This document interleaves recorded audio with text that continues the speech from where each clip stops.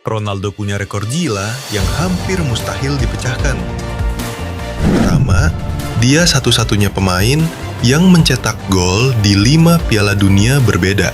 Kedua, top skor internasional sepanjang sejarah dengan lebih dari 120 gol. Ketiga, lompatan 2,93 meter saat melawan Sampdoria, setara dengan ring basket.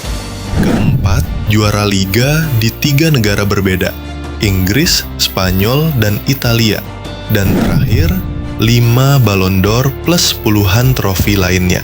Ronaldo bukan sekedar legenda, dia fenomena. Menurut kamu, siapa yang bisa memecahkan rekor ini?